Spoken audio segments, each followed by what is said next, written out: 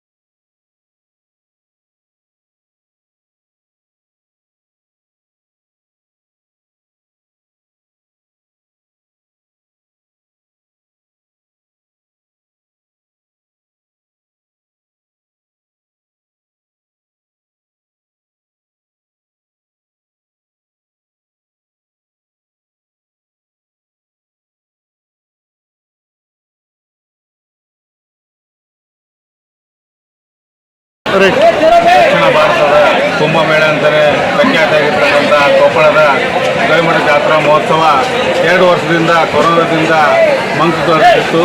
ಈ ವರ್ಷ ಜಾತ್ರೆ ಶ್ರೀಗಳು ಹೇಳಿದ ಹಾಗೆ ಹುಚ್ಚು ಬಿಡಿಸ್ತಾ ಇದೆ.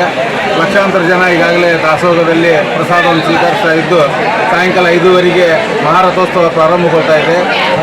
ಈಗಾಗಲೇ 270 kg ಮಾದಲಿ, 6 ಲಕ್ಷ ಹೋಳಿಗೆ, ನಾಳೆ ಕರಿಕರಿ ಆದ ಮಿರ್ಚಿ ಸೇವೆ ಕೂಡ ನಾಳೆ ಒಂದು ದಿವಸ ಪೂರ್ತಿ ಬೆಳಗ್ಗೆಯಿಂದ ರಾತ್ರಿ ತನಕ ಮಿರ್ಚಿ ಸೇವೆ ಇದೆ.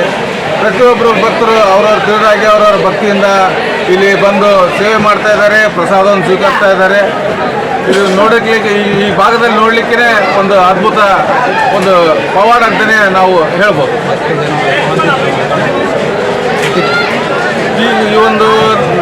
ಇವತ್ತಿನಿಂದ ಪ್ರತಿದಿನ 4-5 ದಿವಸ ಲಕ್ಷಾಂತರ ಜನ ಊಟ ಮಾಡ್ತಾರೆ. ಅದಾಗಿಂದ 40,000 50,000 ಜನ ಊಟ ಮಾಡ್ತಾರೆ. ಅಮಾವಾಸ್ಯೆ ದಿವಸ ಮತ್ತೆ ಲಕ್ಷಾಂತರ ಜನಕ್ಕೆ ಗೋಧಿ ಹುಗ್ಗಿ ಪ್ರಸಾದ ಆ ದಿನ ಇರುತ್ತದೆ. 15 ದಿನಗಳ ಕಾಲ ಅಮಾವಾಸ್ಯವರೆಗೂ ಇಲ್ಲಿ ಪ್ರಸಾದ ಇರ್ತದೆ. ತದನಂತರದಲ್ಲಿ ಕೂಡ ನಿತ್ಯ ದಾಸೋಹ ಈ ಮಠದಲ್ಲಿ ಇರ್ತದೆ. ಸುಮಾರು 8 ವರ್ಷದಿಂದ ಈಗ ಅಲ್ಲೇ ದಾಸೋಹ ನಡೀತಾ ಇದ್ದು, ಈ ಕರೋನಾದಿಂದ 2 ವರ್ಷ ದಾಸೋಹ ಇದ್ರೂ ಸಹಿತ ಜನಸಂದಣಿ ಇದ್ದಿಲ್ಲ, ದಾಸೋಹ ನಿಂತಿಲ್ಲ, ಜನಸಂದಣಿ ಇದ್ದಿಲ್ಲ ಅಷ್ಟೇ.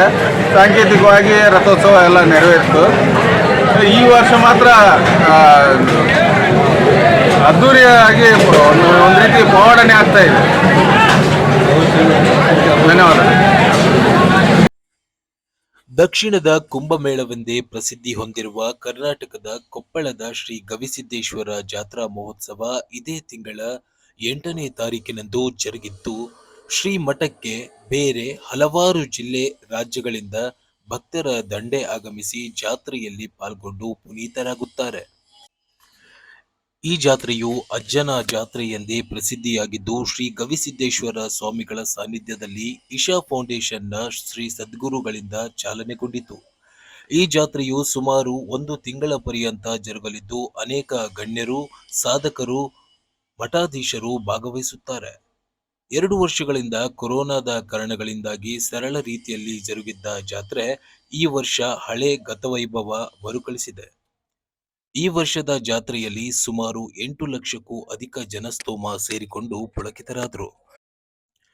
ಶ್ರೀಮಠವು ಜಾತ್ರೆಯ ನಿಮಿತ್ತ ಗ್ರಾಮೀಣ ಕ್ರೀಡೆಗಳ ಸ್ಪರ್ಧೆಗಳನ್ನು, ವಿಶೇಷ ಆಹ್ವಾನಿತರ ಭಾಷಣ, ಪ್ರವಚನಗಳನ್ನು ಏರ್ಪಡಿಸುವುದು ವಿಶೇಷ. ಈ ಗವಿಸಿದ್ದೇಶ್ವರ ಜಾತ್ರೆಯ ಮತ್ತೊಂದು ವಿಶೇಷ ಅದುವೇ ಅನ್ನದಾಸೋಹ. 1 ತಿಂಗಳ ಪರ್ಯಂತ ಜರುಗುವ ದಾಸೋಹದಲ್ಲಿ ಪ್ರತಿ ದಿನವೂ ವಿಶೇಷ ಖಾದ್ಯಗಳನ್ನು ಭಕ್ತರಿಗೆ ಉಣಬಡಿಸುತ್ತಾರೆ. ಪ್ರತಿನಿತ್ಯವೂ 24 ಗಂಟೆಗಳ ಸತತ ಅನ್ನದಾಸೋಹದಲ್ಲಿ ಮಾದಲಿ, ತುಪ್ಪ, ಹಾಲನ್ನು ಪ್ರತಿನಿತ್ಯವೂ ಭಕ್ತರಿಗೆ ನೀಡಲಾಗುವುದು ವಿಶೇಷ. ಈ ಅನ್ನದಾಸೋಹದಲ್ಲಿ ಮೊದಲ 3 ದಿನಗಳ ಕಾಲ 4 ರಿಂದ 5 ಲಕ್ಷ ಜನ ಪ್ರಸಾದವನ್ನು ಸ್ವೀಕರಿಸುವುದೇ ಹಿರಿಮೆ. ಈ ವರ್ಷದ ಖಾದ್ಯಗಳಲ್ಲಿ ಶೇಂಗಾದ ಹೋಳಿಗೆ ವಿಶೇಷ. ಸಿಂಧನೂರು ತಾಲೂಕಿನ ಭಕ್ತರಿಂದ 6.5 ಲಕ್ಷ ಹೋಳಿಗೆ ತಯಾರಿಸಿ ಭಕ್ತರಿಗೆ ಉಣಬಡಿಸಿ ಪುಳಕಿತರಾದರು. ಹೀಗೆ ಪ್ರತಿದಿನವೂ ವಿಶೇಷ ಖಾದ್ಯಗಳೊಂದಿಗೆ ಬಂದು ತಿಂಗಳ ಕಾಲ ಮಹಾದಾಸೋಹವು ಜರುಗುವುದು ಒಂದು ಪವಾಡವೇ ಸರಿ. ಇದಾಗಿತ್ತು ದೈವದರ್ಶನದ ಸಂಚಿಕೆಯ ವಿಶೇಷ. ಮತ್ತೊಂದು ಸಂಚಿಕೆಯೊಂದಿಗೆ ಮತ್ತೆ ಭೇಟಿಯಾಗೋಣ. ಅಲ್ಲಿಯವರೆಗೂ ಧನ್ಯವಾದಗಳು.